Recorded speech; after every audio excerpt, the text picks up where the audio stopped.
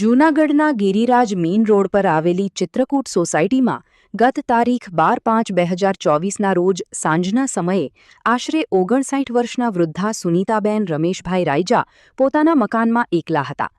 આ એકલતાનો લાભ ઉઠાવીને એક અજાણ્યો શખ્સ લૂંટ અથવા ગુનો કરવાના ઈરાદે ઘરમાં ઘૂસ્યો હતો અને તીક્ષ્ણ હથિયાર વડે સુનીતાબહેનનું ગળું કાપીને ઘાતકી હત્યા કરી ફરાર થઈ ગયો હતો.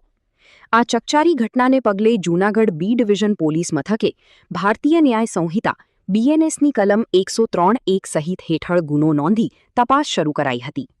કેસની ગંભીરતાને જોઈને DIG શ્રી રાજેન્દ્રસિંહ ચુડાસમા અને SP શ્રી સુબોધ ઓડેદરાની સૂચનાથી DYSP હિતેશ ધાંધલિયાની આગેવાનીમાં crime branch LCB PI KA Patel અને બી ડિવિઝન PI AB ચૌધરીની અલગ અલગ ટીમો કામે લાગી હતી.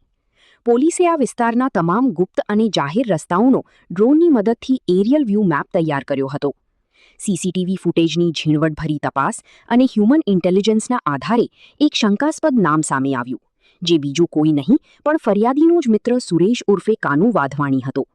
પોલીસે જ્યારે કાના વાધવાણીને કસ્ટડીમાં લઈને આગવી ઢબે પૂછપરછ કરી ત્યારે તે ભાંગી પડ્યો હતો અને રૂપિયાની લાલચમાં હત્યા કરી હોવાની કબૂલાત કરી હતી. હદ તો એ વાતની છે કે હત્યા કર્યા બાદ તે આડોશ પાડોશના લોકોની ભેગા કરવા ગયો હતો.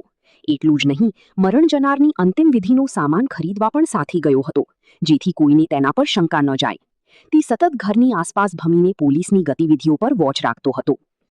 જૂનાગઢ જિલ્લાને ગૌરવ અપાવતી એકમાત્ર સંસ્થા શ્રી પાર્થ એકેડમી, જ્યાં શિક્ષકો તેમજ ટ્રસ્ટીના મને એક જ સૂત્ર માટે છે કટિબંધ: શિક્ષણ દ્વારા શ્રેષ્ઠતા. અહીંના કાર્યક્ષેત્રની વાત કરીએ તો KG થી ધોરણ 10 અને 11-12 આર્ટ્સ કોમર્સ. ભાઈઓ માટે ધોરણ 5 થી 12 માટે હોસ્ટેલ સુવિધા છે ઉપલબ્ધ અને આજુબાજુના ગામડામાંથી વિદ્યાર્થીઓને આવવા જવા માટે બસ સુવિધા તો ખરી જ. તો આજે જ એડમિશન માટે સંસ્થાની મુલાકાત જરૂરથી લો. મૂળ ગોરેજ, વલ્લભગઢ, માંગરોળ કિશોદ હાઈવે, તાલુકો માંગરોળ, જિલ્લો જૂનાગઢ.